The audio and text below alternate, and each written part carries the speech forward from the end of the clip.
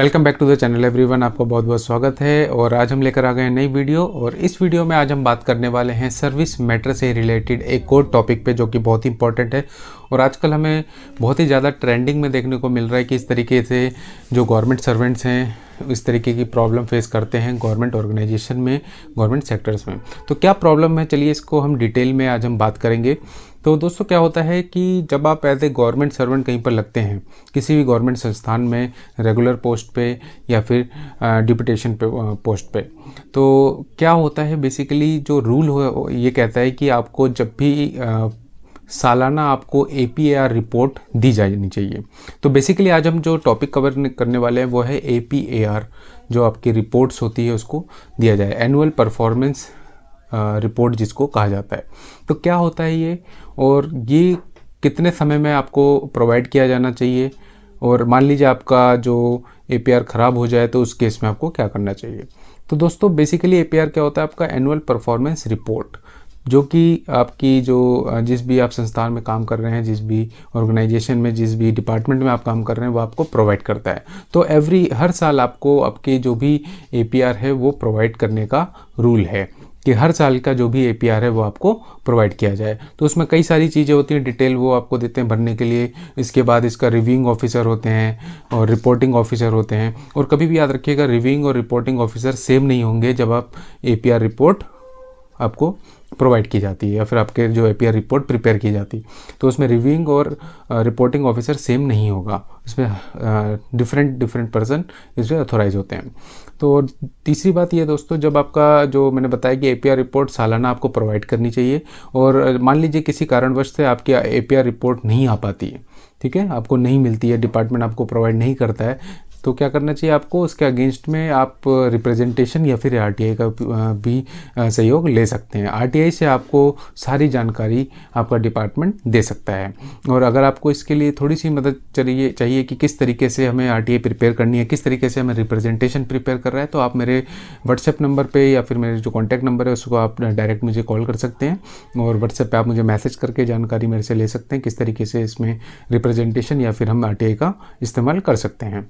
Now अब हम बात करते हैं कि मान लीजिए उन्होंने आपको आपका APAR नहीं दिया। नाउ व्हाट, अब आप क्या करेंगे। अब जो APAR आपका बना, आपको तो यही नहीं पता कि वो उसकी ग्रेडिंग क्या हुई, ठीक है ना। आपके जो रिव्यूइंग ऑफिसर और जो रिपोर्टिंग ऑफिसर थे, उन्होंने फिर फाइनल रिपोर्ट क्या दिया, उसमें ग्रेडिंग क्या दिया, आपको वेरी गुड दिया या फिर एवरेज कुछ दिया है। तो उससे क्या होता है, आपके जो प्रमोशन होता है उस पर फ़र्क पड़ता है, ठीक है। प्रमोशन के साथ साथ और भी कई चीज़ें होती हैं, उस पर आपका फ़र्क पड़ता है उससे। तो नाउ व्हाट हैपन्स, बेसिकली आपको क्या करना चाहिए, अगर वो ऐसा ना दे तो डिपार्टमेंट में आप रिप्रेजेंटेशन दीजिए और उससे आप इसको जवाब मांग सकते हैं। और इसके साथ ही साथ जो रूल ये है कि आपको जब 1 साल के अंदर आप जो 1 साल का APAR है वो ईयर के एंड में दिया जाना चाहिए। देने के बाद आप क्या कर रहे हैं, अगर आपको लगता है कि आपके जो ग्रेड है वो कम है, ठीक है, and it can effect on your job और प्रमोशन, तो आपको क्या करना चाहिए ऐसे केसेस पे, आपको एक रिप्रेजेंटेशन, एक इसमें रूल ये कहता है कि 1 महीने के अंदर आप रिप्रेजेंटेशन दे सकते हैं कि इसमें जो ग्रेडिंग की गई है इसके एक बार रिव्यू किया जाए, ठीक है, कि रिव्यू जो ग्रेडिंग है वो सही तरीके से नहीं की गई है। तो ये रूल है। तो डिपार्टमेंट को पहली चीज़ तो ये जो रूल कहता है कि आपको सालाना APAR रिपोर्ट देनी है, ठीक है, एप्लीकेंट को देनी है, प्रोवाइड करनी है, so that he can take the further action. अगर उसे लगता है कि हाँ मेरी APAR रिपोर्ट गलत तरीके से प्रिपेयर की गई है, कुछ उस पर कमियां हैं, इरेगुलरिटीज़ हैं, then he can file an application और रिप्रेजेंटेशन बिफोर द अथॉरिटी, और उसके बाद रिव्यू जो भी आएगा वो देखेंगे। अब दोस्तों इसमें कई बार होता है कि जो APAR रिपोर्ट होती है कई 4-5 साल तक प्रोवाइड नहीं करते वो, ठीक है। अब आप एप्लीकेशन लगाते रहते हैं, कोई उसका जवाब नहीं आता, ठीक है। अब ऐसे केसेस में आपको क्या करना है, मैंने आपको बता दिया, RTI लगानी है प्लस रिप्रेजेंटेशन। RTI आप CPIO को लगाते हैं जो आपका पब्लिक इन्फॉर्मेशन ऑफिसर होता है।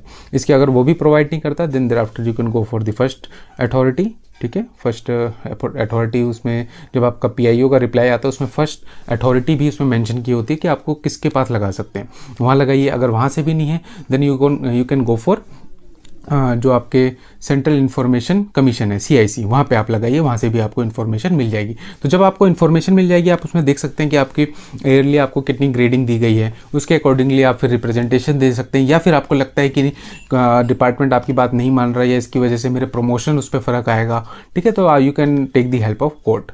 कोर्ट की हेल्प आप कैसे ले सकते हैं, आप you can directly make call to me, आप मुझे कॉल करके मेरे से जानकारी ले सकते हैं कैसे कोर्ट में इसमें प्रोसीड करना होता है हमें, इनके और क्या क्या हम स्टेप ले सकते हैं उसकी डिटेल में जानकारी मैं आपको दूंगा। तो दोस्तों ऐसी वीडियो के लिए आप मेरे चैनल को फॉलो कर लें, वीडियो को लाइक करें, कमेंट करें और बताएं हमारी वीडियो कैसी लगती है, और चैनल को सब्सक्राइब जरूर कर लें और बेल आइकन को ऑन कर लें so that you can get the latest update from this channel.